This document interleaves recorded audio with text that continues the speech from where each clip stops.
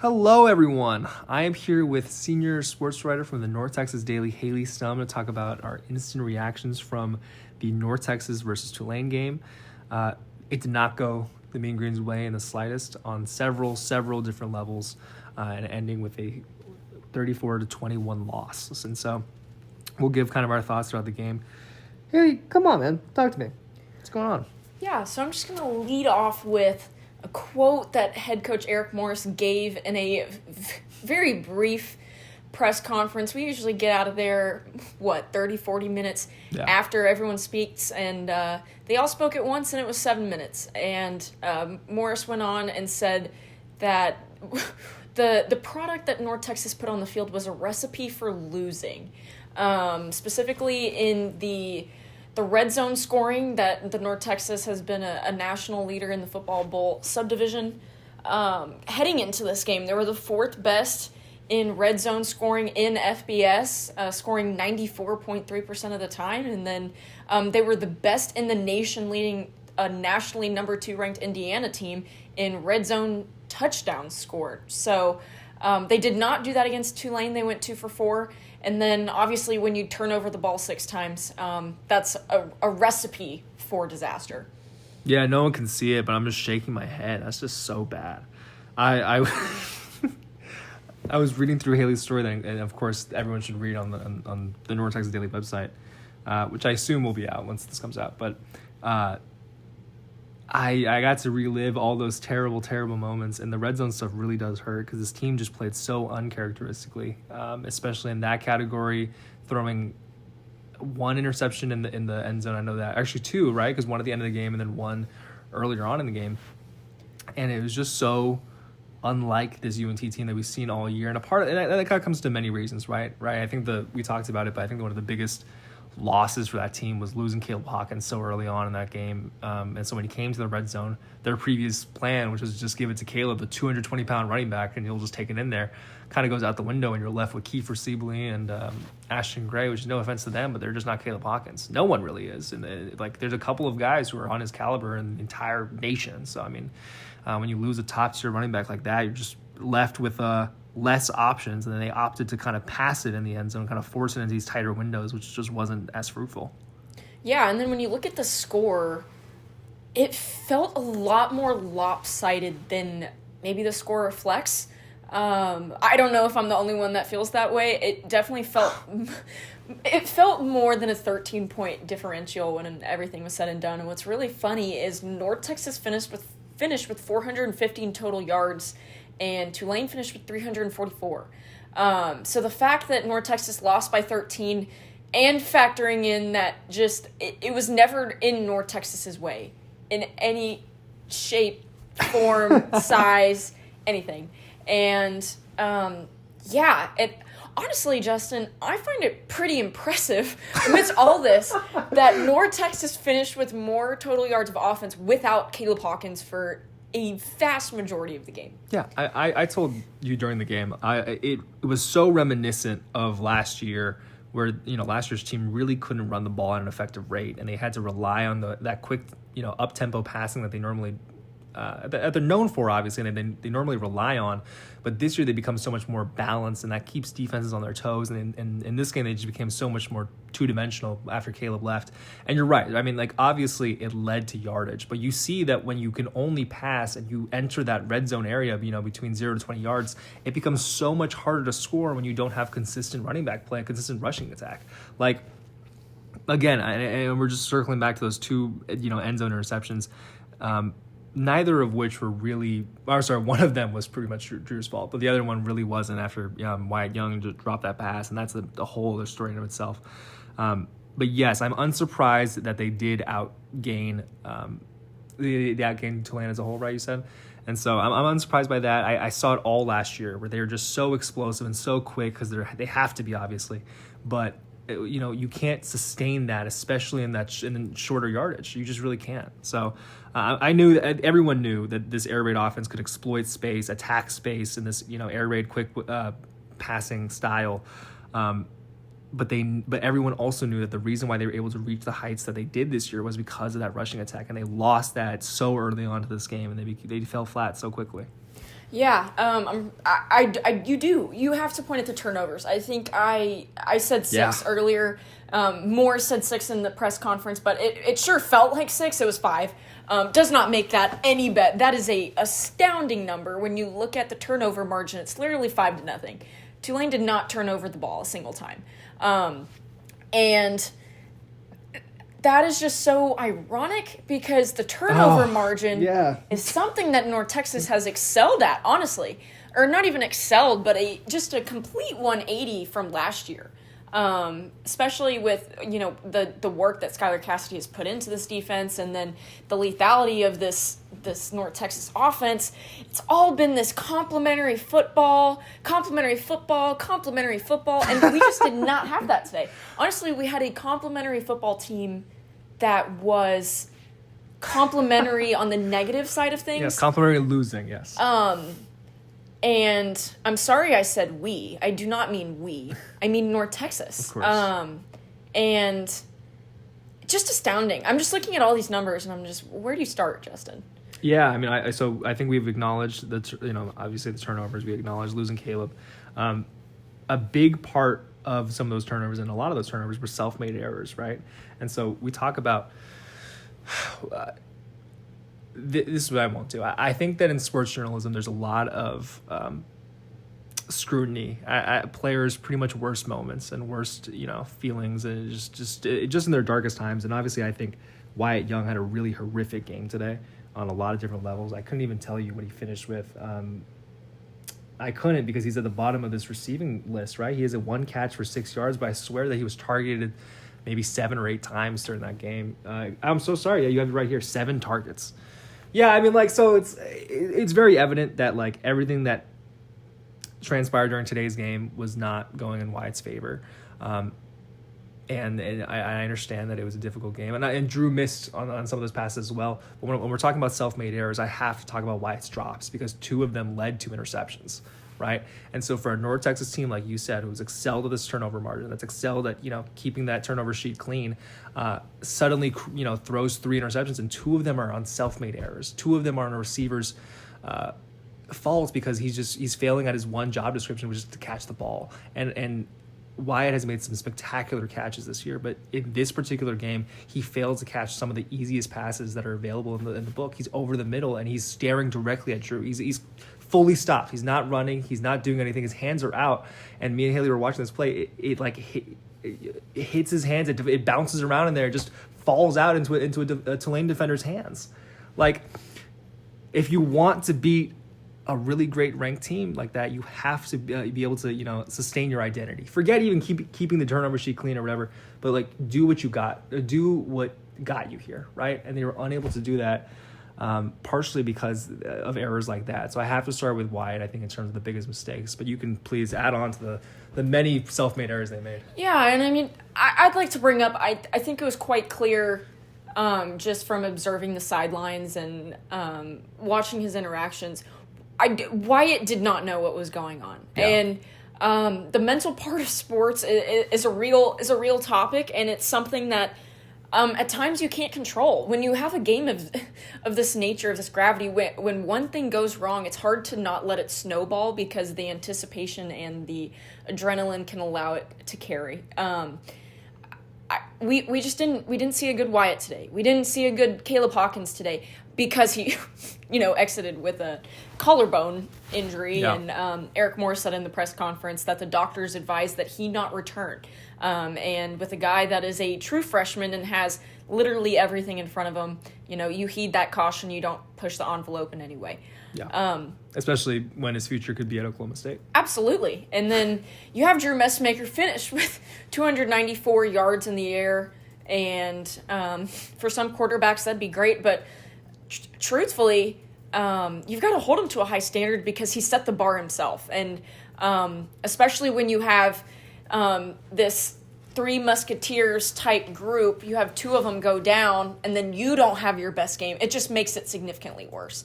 Not necessarily that I really don't think Drew played a terrible game by any means necessary, but it just looked so much worse because he didn't have that supporting cast, really. I do want to point out, obviously it's not reflected on the stat sheet, but Samaje Burrell. Don't Interception straight through the hands. And that was at a point where North Texas was down by 10. Building momentum, yeah. Building momentum. And they genuinely... I don't want to speculate and say they would have come back. They would have won. But there is a lingering of what could have been if they forced that turnover, got an extra possession. We know North Texas plays probably better when they play fast tempo. So the fact that we didn't get to see that and see what kind of comeback they could have had, I know. Just leaves a lot of people wondering if that one play could have made... Forget literally the dumpster fire that had happened prior to that play. If that one interception, that was wide open, right? Just literally straight through the hands. If that would have happened, what would have the outcome been? Yeah. You know, while they were building that momentum, they were using that up-tempo offense. You know, we just kept talking about it where it's like, okay, well, this defense has been nationally ranked in forcing turnovers all year, so they just need one. You just need a singular one because you're down by 10. You're right. Like, this Mean Green offense has been able to generate points at a very quick rate. If you just give them the ball back one more time, give them a chance, see what they can do. And it was like midfield. Like, they wouldn't have had to travel the entire course of the field. And if Samaje had gotten that ball, and truthfully, what I think that is symptomatic of is the injuries that have just occurred throughout the year. And the reason why I continuously asked during the press conferences, post-game, and even during the week about how Skylar Cassidy is going to continue to adapt to all the different starters that he's missing, right? Initially, it was Fadafei Valea, right, the DT, who's been here for 5 years. Then it was Shane Witter, the linebacker. And then it was, Bryson Hayes on that defensive line. And then it was, David Armstead went down for a game. So, he just kept missing these pieces that he kind of assumed he would have this year. And the whole reason Samaje is out there right now is because Shane got hurt, back at the Navy game. And so I think it's just another instance of another example that, like, obviously Cassidy preaches this do 1/11th mentality and play style, and that there's no drop off, despite any, backups or, depth pieces going in. The problem is just that's not just how football works. Your twos are not going to be as great as your threes, and your threes are not going to be great as your ones. I know you want that unit to work like that and rotate often, which is fine, but there is going to be some level of drop-off. And this is not targeted towards Samaje to be like, dude, if Shane was out there, he would have caught it. The problem is in addition to Samaje, I had a bunch of different pieces who, were just not ready for this kind of moment or this kind of, expectation. These guys were a bunch of twos and threes throughout the year who've suddenly been, forced into the spotlight because of all these injuries, including Samaje. So, overall, yes, that one play was so significant in my brain, and it hurts so much to watch. But of course, again, we are just going down the list of all the different things. You mentioned, Drew having a tough game, but I mean, we can't ignore the 5 sacks that he took as well, right? And so, and look, listen, I'm under the belief that quarterbacks or rather sacks are a quarterback stat. You hear it all the time, right? If someone's coming at you, theoretically, you could always throw the ball out of bounds, at a receiver's feet. And so there are things that Drew probably could have done to mitigate that number being 5, but something was missing. And I agree. Sacks are a quarterback stat. I will have to play devil's advocate a little bit, just based off of what Eric Moore said in the press conference, saying that we had gaps. Yeah. We had gaps today. We had misfits. Every single person on our offensive line made the all-conference team, which is not something that you commonly see. This has been an unsung hero group for the Mean Green all season, and unsung so much that I think they actually got a good amount of attention towards the end because everyone was kind of picking up on the same thing. I think it was a combination of both. I think we kind of saw, not that necessarily Drew hasn't proven that he can have that veteran presence, despite him being young, but we did see a lack of understanding and I'm not saying that he doesn't have the understanding, but we saw a lack of it tonight in terms of understanding, okay, when we are mismatching in the trenches, in the front lines, then this is how I need to adjust. And I feel like we didn't see that. Yeah. So, And you're right. That's what I was saying, is that there was many pieces missing. Caleb has been praised as a great blocker, and the reason why he's been an every down back for this team and this program is because he, as a true freshman, he's been able to pick up these blocking schemes a lot faster than Morris expected, and so that losing him is obviously a big blow on that end. I don't think many people thought about. Trey Williams, the tight end, went down for a play or two after he suffered a big hit too, and then obviously Johnny Dixon, and obviously I think when I bring up his name and people hear this, they're going to remember that he, shoved a guy and then got an unsportsmanlike conduct, which is 15 yards on a penalty, which obviously adds to, the list of self-inflicted errors. But he was an all-conference guy who, after that play, a couple plays later, he also got hurt. So he also had to sit out. So, I mean, we're just losing pieces left and right.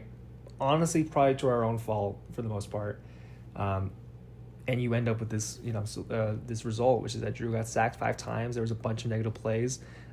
Penalties were great. And I also have to obviously commend Tulane for capitalizing on this. When you kind of see your opponent, being a little dysfunctional, honestly, and being uncharacteristic, they played it great. They chewed clock. They ran the ball. They played I'm just to be very honest, they played a very boring style of football basically the entire game. 3rd and short. Hey, guess what I'm going to run? Quarterback sneak. Fourth and 1. Guess what I'm going to do? Quarterback sneak. You knew it was coming. Exactly. 4th and inches, it's a tush push. Like it's the same 4 or 5 plays over and over again, and they played it, especially in the first drive. I thought it was very impressive the way they played off RPOs and play action after establishing that run game, which I thought was obviously just fantastic. That defense really could not react very well to what they wanted to do out there. And so, honestly, and I have my own opinions about Jake Retzlaff, but honestly, they probably left some points on the board. I remember when the score became 17-7, that the reason why they had to settle for that field goal was that Retzlaff missed that tight end just by a little bit. The tight end had his arm reached out and the ball hit the tips of his fingers. And if he had placed it a little closer, that tight end probably could have picked it up and picked up a first down or ran all the way to the end zone. It was a pretty wide open bootleg pass right there. So they probably left some points on the board too, as in Tulane. And obviously, the only reason they were able to do that is because they were able to dominate the trenches just so well the entire game. Connects back to several things we just mentioned, right? Whether it's for me, it's the defensive injuries, like especially on that defensive line, losing 2 different starters that you originally intended to have for the entire year, but now you don't have in the postseason playing against a ranked opponent. That's what happens when you have young freshmen and sophomores and somewhat juniors, but possibly inexperienced juniors coming in, subbing in on that defensive line, and you're playing against this Tulane team that is just purely built in the trenches. That's what John Summerall has established in Tulane, is that they build to the trenches, they dominate you at the line of scrimmage, and that was so apparent today, and it was such a massive mismatch that North Texas would have had to do, just insanely well at passing the ball and doing all these things that to essentially outwork them or outsmart them, right? But they couldn't. They also committed a bunch of self-made errors, and so when you're out-talented in the trenches and then you're also making dumb mistakes, you end up with this result, which is obviously a score that looks a little closer, but it really wasn't. Tulane played an extremely clean game, but that's because North Texas allowed them to. When you look at the game comparison, Tulane surrendered half amount of penalty yards that North Texas did.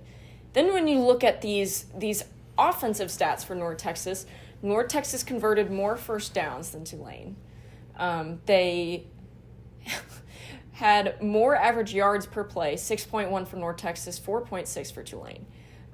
North Texas averaged more yards per completion with 14 compared to 11.2. Then you're going, oh man, they lost Caleb Hawkins. The average yards per rush is probably egregious. No, they're separated by 0.2. North Texas ran 3.6 while Tulane ran for 3.8. It seriously, but that's because Tulane was set up almost every single drive in a prime position. And that's based off of, I don't know, me almost having to go to a second hand to count how many turnovers North Texas allowed. Yeah. It was a testament to how much experience can help, right? This was Tulane's 4th consecutive conference championship. 3rd time's a charm, proved to be true for the Green Wave that kind of had a chip on their shoulder, dropping the last 2. They've also hosted 3 out of those 4. Yeah. So familiarity to the situation, obviously, as North Texas fans know, they're not, right? This was the program's first ever American Conference championship game. And not only that, it's been first time in a hot second that North Texas has seriously been in a conference title conversation. So, Tulane was allowed to be boring, I guess is what I'm trying to say. No, I thoroughly agree. And I think you obviously saw it in the difference in product on the field, but I think we can also attest to like the experience in person. I think that stadium, the facilities, the quality of the student section, that place is clearly embraced athletics for a longer time than North Texas has. And I think North Texas is obviously possibly, the embers are burning, right? I think there's the beginning of the ignition of a possible larger fire, but Tulane has been roaring for a while. And that goes back to Willie Fritz. That goes obviously to John Summerall and whoever is going to take over next. This is possibly one of the best G5 programs in the nation, definitively so. And I think that's very apparent, obviously, in the product, but also the environment that we were witnessing today. We got to talk about the penalties. The two that I think a lot of people are going to talk about a lot regarding the muffed punt, and then what was that penalty? Was there a second one? Oh my goodness, yes. When the Tulane defender was was about to cross in the end zone, but Drew Messmaker laid a hit that, jogged the ball a little loose, and possibly could have been enough to be deemed a fumble. So the first thing, right, that I gotta get out of the way. If you thought that those two plays changed the entire course of the game, please listen to the first 20 minutes of what we just recorded, because we just went over every single thing that UNT did wrong and every little thing that Tulane did right. So obviously, we mentioned, Samaje's dropped interception as a possible turning point that was missed out on. I want to make it very clear. I don't think Haylie or I are saying that if Samaje had caught that, they would have won the game. No, absolutely not. In that same breath, we cannot say that if these two penalties never happened, that North Texas would have won this game. That's an insane point to make. I don't think that's founded in anything provable at all. I think those two penalties probably had a lot of impact on this game. But to be fair, the way the review process works is that the initial call is going to be the standard call that they base on. And then when they go over the review, you need to have such a blatant instance where the call needs to be overturned for the call to actually be overturned. It's explicitly kind of defined in that rule book that you need this huge amount of evidence to overturn a call. And I think for the end zone one, at least, and that's the one I think we should start with, it's a little up in the air. I'm not sure if the ball, was joggled just enough to be caused a fumble. I don't know if he exactly crossed the boundary. What were your thoughts, Haylie? Justin, I'm right there with you. I wish I could sit here and provide this in-depth analysis of I saw the ball at this trajectory, at this speed, and the wind was blowing it this way. Like a NASA scientist. But, I mean, again, you have to have a sufficient enough evidence to turn it over. I didn't see any. Yeah. Truthfully. Not saying that it didn't happen one way or the other. But I am a firm believer in, again, one singular call is not going to define a win or a loss. There's always going to be something leading up to it. And obviously these are going to be the ones that fans may easily point to and go, yes, if that would have went our way, because that's not necessarily in North Texas's hands, right? But what I will say is this was just a series of unfortunate events. And I was telling Justin, if I could have made a list before the game of literally everything that could have gone wrong and we just checked them off, I would have not had a single vacant box on that list. And these calls, again, just not going North Texas's way is just another one of those on that laundry list. Yeah, and going over the other penalty, Landon Sides was for sure interfered with on that punt return, and I didn't even see that. I didn't see that originally, even when I saw the play. Barron Tipton was turned around fully, and the ball is in the air, and as a gunner on special teams, why are you allowing the ball to hit the backside of your calf so that you muff the punt and you allow Tulane to take it over? I know you're watching Landon Sides get probably shoved, by this defender, why aren't you also just a little more cognizant of where the ball is in relation to you? I love how I said, there's not one play that you can look at and blame a game on, say this is the reason why we lost. I will say this specific play, I feel like encompassed the unfortunate feeling for North Texas. And if I could pick a play and go, this encapsulates what the Mean Green went through in the Big Easy, that's the play I would point to and say that's how it felt the entire game. Again, Justin, I don't know. Because you know what? I'm not on the sideline. Yeah. Alongside the coaches and the players. I do know that they said in the press conference that even more said, I'm going to have to go back and look at it because he doesn't even really know what happened. Just another domino to fall. Yeah. Seriously. I think I want to make something very, very clear. Baron Tipton made a fantastic special teams play earlier this year. Yes. When Navy went for a surprise onside kick and he called a fair catch, meaning when the Navy, kick team ran into him, it would be a catch interference call. Yes. And I thought that was a genius move, and it's something they had practiced during special teams practice. Drew Svoboda is the associate head coach and the special teams coordinator. They've done fantastic in his time there on special teams. Baron Tipton is a young receiver who's 6'5", and I've always thought that he could probably unlock something in this offense if he was given an opportunity, or if he ever develops into the player that I assume that this program wants him to be. These players are all extremely talented. They work harder than me than I do at pretty much anything in my life. I know they're putting their everything into this game and this sport. Nothing should be disparaging towards them as people or them as athletes. I have the utmost respect for them. Collectively, holistically, each of them made so many mistakes that accumulated into the result that we're seeing today, though, which is a pretty big loss, a substantial loss, at what could have been a really program-defining moment.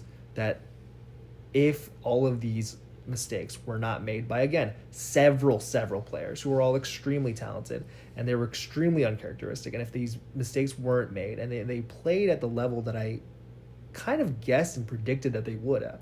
You would have to go cross platforms now because theoretically you're listening on 24/7. But for the North Texas Daily, we talked about it. We did score predictions and we thought North Texas had a very good chance of winning. The odds thought North Texas had a very good chance of winning on the road. Exactly, and so this wasn't unfounded. There's a higher level of play that we're accustomed to this program and the Mean Green playing at that wasn't reached today by a far margin. And I couldn't tell you we pointed out a lot of different things, the self-made errors, but pressure, expectations, things that we can't really prove, but would possibly be, impacts or factors, might have gone in the way today.